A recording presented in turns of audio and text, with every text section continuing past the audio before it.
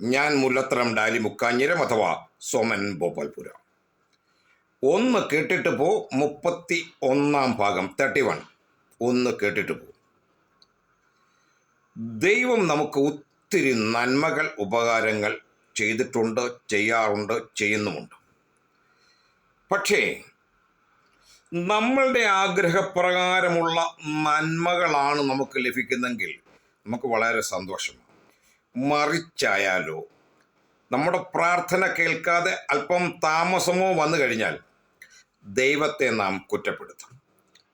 ദൈവത്തെ കുറ്റപ്പെടുത്തുക എന്നുള്ളത് നമുക്ക് ഒരു രസം, ഒരു ഹരം ആയി മാറിയിരിക്കുകയാണ്. ആദിയിൽ ദൈവം ആകാശവും ഭൂമിയും സൃഷ്ടിച്ചു. സൃഷ്ടിയിൽ മനുഷ്യനെയും ദൈവം സൃഷ്ടിച്ചു സ്വന്തം രൂപത്തിൽ. അവൻ ഒറ്റയ്ക്കിരിക്കുന്നത് നന്നല്ല എന്ന് കണ്ട ദൈവം തുണയായി അവൻ്റെ വാരിയലിൽ നിന്ന് ഒന്നെടുത്ത് സ്ത്രീയെ നിർമ്മിച്ചു. സ്ത്രീയെ നിർമ്മിക്കുന്നതിന് മുൻപായി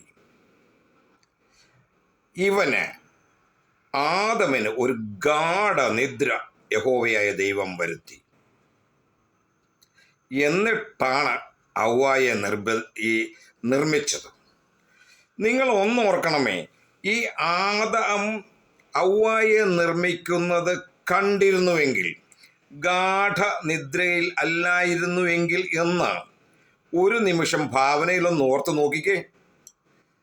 യഹോവയായ ദൈവം എങ്ങനെയാണ് ഹവ്വായെ സൃഷ്ടിച്ചത് എന്ന് ഈ ആദം കണ്ടിരുന്നെങ്കിൽ, പിൽക്കാലത്ത് ഓരോ വഴക്കുണ്ടാക്കുമ്പോഴും ഭാര്യ പറയും, ഞാൻ പോവുക എൻ്റെ വീട്ടിൽ, എനിക്ക് നിങ്ങളുടെ കൂടെ ജീവിക്കണ്ട എന്ന് പറഞ്ഞാൽ ഈ തന്ത്രം കണ്ടുപിടിച്ചിരുന്ന ആദാം പറയും, നീ പൊയ്ക്കോടി, ഇനി എനിക്ക് വാരിയലുകൾ വേറെയുണ്ട്, ഞാൻ ഉണ്ടായിക്കോളാം, നീ പോടി എന്ന് പറഞ്ഞേനും. ഇതുകൊണ്ടാണ് എന്ന് ഞാൻ പറയുകയല്ല. യഹോവയായ ദൈവം അവന് തുണയായി ഹവ്വായെ കൊടുത്തു. ഇന്ന തോട്ടത്തിൻ്റെ നടുവിൽ നിൽക്കുന്ന ആ ഫലം തിന്നരുതെന്ന് യഹോവയായ ദൈവം കൽപ്പിച്ചു. തൊടുക പോലും ചെയ്യരുതെന്നാ പറഞ്ഞത്. തൊടുക പോലും ചെയ്യരുതേ. പക്ഷേ വേലിക്കൽ വന്ന് ഒരു ഹൈ അടിച്ച സാത്താൻ, പാമ്പ് പറയുന്നത് അവൾക്ക് സ്വീകാര്യമായി. യഹോവയായ ദൈവം തോട്ടത്തിൻ്റെ നടുവിൽ നിൽക്കുന്ന ആ വൃക്ഷം തൊടുക പോലും ചെയ്യരുതെന്ന് പറഞ്ഞത് അവൾക്ക് അംഗീകരിക്കാൻ അല്പം മടി തോന്നിയിട്ട് പെട്ടെന്ന് ഇപ്പോൾ കണ്ട വേലിക്കൽ വന്ന് ഹൈ പറഞ്ഞ ആ പാമ്പ് പറഞ്ഞത് അവൾ അനുസരിച്ചു. പാമ്പുമായി സംവാദം നടന്നു. പാമ്പ് തർക്കിച്ചു, സംസാരിച്ച് ഫലപ്രദമായി സ്ത്രീയോട് പറഞ്ഞ് കാര്യം നേടിയെടുത്തു. ഒരു കാര്യം കൂടി നിങ്ങൾ ശ്രദ്ധിച്ചോണം. യഹോവ ഓരോ സൃഷ്ടി ചെയ്യുമ്പോഴും അവസാനം പറയുന്നുണ്ട് നല്ലത് എന്ന് കണ്ടു എന്ന്. സൂക്ഷിച്ചു നോക്കിയാൽ സ്ത്രീയെ നിർമ്മിച്ച ദിവസം എനിക്ക് തോന്നുന്നില്ല നല്ലത് എന്ന് കണ്ടു എന്ന് വിശുദ്ധ വേദപുസ്തകത്തിൽ പറയുന്നുണ്ട്. അത് മറുവശം. എന്താണെങ്കിലും പാമ്പ് പറഞ്ഞത് കേട്ട് അവൾ ആ ഫലം കൊണ്ടുവന്ന് തിന്നു, ഭർത്താവിനും കൊടുത്തു. യഹോവ സന്ധ്യാസമയത്ത് അവിടെ വന്നപ്പോൾ ഇവനെ വിളിച്ചു. അവൻ മറഞ്ഞിരുന്നു മരത്തിന്. അവനോട് ചോദിച്ചു, നീ ആ വൃക്ഷത്തിൻ്റെ ഫലം തിന്നുവോ? യഹോവയായ ദൈവം ചോദിച്ചു. നമുക്കൊരു സ്വഭാവം അന്നുമുണ്ട് ഇന്നുമുണ്ട്. അവൻ അപ്പോഴും കുറ്റം സ്വയം ഏറ്റെടുക്കുകയല്ല. എൻ്റെ കുറ്റമല്ല ദൈവമേ, യഹോവയായ ദൈവമേ, നീ തുണയായി തന്ന നമ്മുടെ പെണ്ണുമ്പുള്ള ഹവ്വ തന്നു, ഞാൻ തിന്നു. കുറ്റം ഏറ്റെടുക്കാൻ തയ്യാറില്ല. കുറ്റം ദൈവമേ നിൻ്റെയാണെന്നാ പറഞ്ഞതിനർത്ഥം. നീ എന്തിനാ ഇങ്ങനെ ഒന്നത്തെ എനിക്ക് കൂട്ടിന് വിട്ടതെന്നാ ചോദിച്ചത്. എൻ്റെ കുറ്റമല്ല. നമ്മളങ്ങനെ നമ്മൾ കുറ്റം ഒരിക്കലും സമ്മതിക്കത്തില്ല. ദൈവത്തിൻ്റെ കുറ്റമാണ്. നീ തുണയായി തന്ന സ്ത്രീ തന്നു, ഞാൻ തിന്നു. ഹവ്വായോടും ചോദിച്ചു, നീ എന്തേ ഇങ്ങനെ ചെയ്തു? എന്നെ വഞ്ചിച്ചു പാമ്പ്.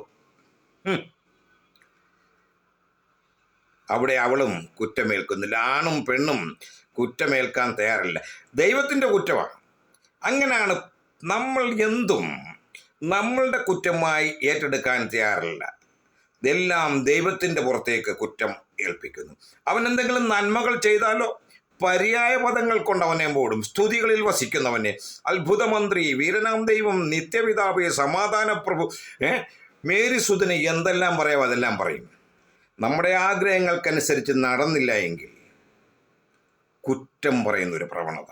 പണ്ട് യോനായും ഇങ്ങനല്ലായിരുന്നു. യോന തർശീസിൽ പോകാൻ പറഞ്ഞാൽ നിനവയ്ക്ക് പോകും, നിനവയ്ക്ക് പോകാൻ പറഞ്ഞാൽ തർശീസിൽ പോകുന്നൊരു പാർട്ടി. ദൈവം ഒരു കാര്യം ഏൽപ്പിച്ചു, നീ ഇന്നടത്ത് പോയി ഇന്നത് ചെയ്യുക. അവൻ പോകുന്നതിന് പകരം കപ്പലിൽ കയറി വേറൊരു വഴി സ്ഥലം വിട്ടു. ദൈവം വിട്ടില്ല, അവനെ തിമിംഗലത്തിനകത്ത് വിഴുങ്ങിച്ചിട്ട് അതിൻ്റെ വയറ്റിലൂടെ എത്തിക്കേണ്ടിടത്ത് എത്തിച്ചു. അത് യഹോവയുടെ മറ്റൊരു വഴി.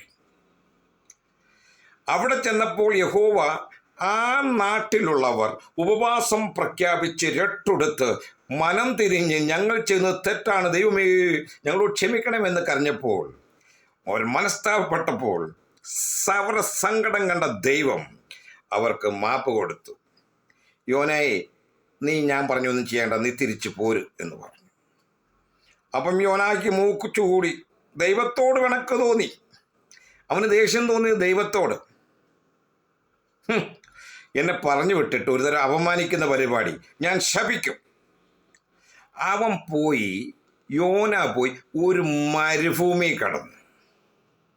മരുഭൂമിയിൽ വിശുദ്ധ വേദപുസ്തകത്തിൽ മലയാള ബൈബിളിൽ മരുഭൂമി എന്ന് തന്നെയാണ്.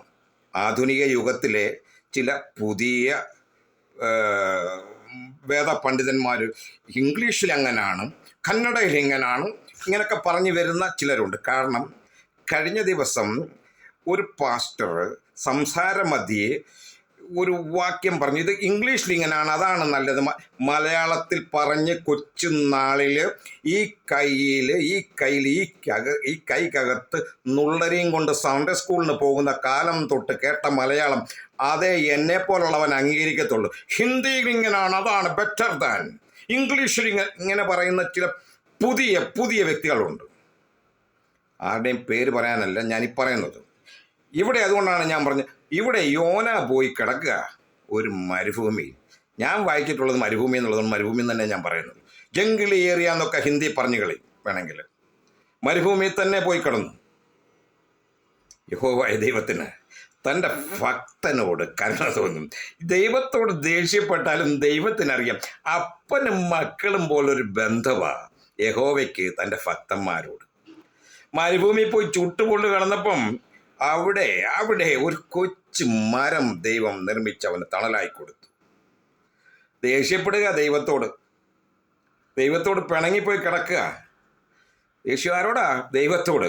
അപ്പോഴും സ്നേഹിക്കുന്നൊരു ദൈവം, അഭിഷിക്തനെ മാനിക്കുന്നൊരു ദൈവം, അഭിഷിക്തൻ്റെ അഭിലാഷങ്ങൾ അംഗീകരിക്കുന്ന ഒരു ദൈവം അവന് ഒരു ആവണക്കിനെ കൊടുത്ത് അവിടെ തണൽ നൽകി.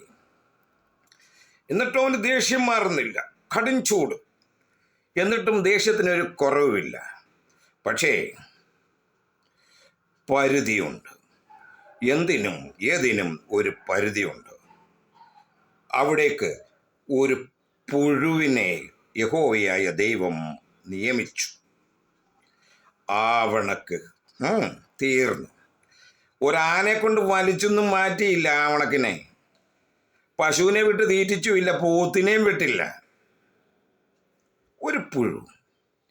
ഹിന്ദിയിലൊരു പഴഞ്ചൊല്ലുണ്ട്, നിന്റെ ഓക്ക തേര ഓക്കാതെ ഇത്തനയെ ഏക്ക് കീട കാഫിയെ. നീ ഇത്രയ്ക്കേ ഉള്ളു. നീ ധരിച്ചു വെച്ചിരിക്കുന്ന ഇത് വന്ന് പൊടിക്ക, ഇത് മളം നിൽക്കുന്നത് ആന വന്ന് ആനയൊന്നും വലിച്ചു നീക്കണ്ട. ഒരു പുഴു മതി. നിനക്ക് ലഭിച്ചിരിക്കുന്ന ഈ സൗഭാഗ്യം, നിനക്ക് ലഭിച്ചിരിക്കുന്ന തണലൊക്കെ ദൈവത്തിന് മാറ്റിക്കളയാൻ അവനോട് വാശി പിടിക്കാതിരിക്കുക. അവനോട് വാശി പിടിച്ചാൽ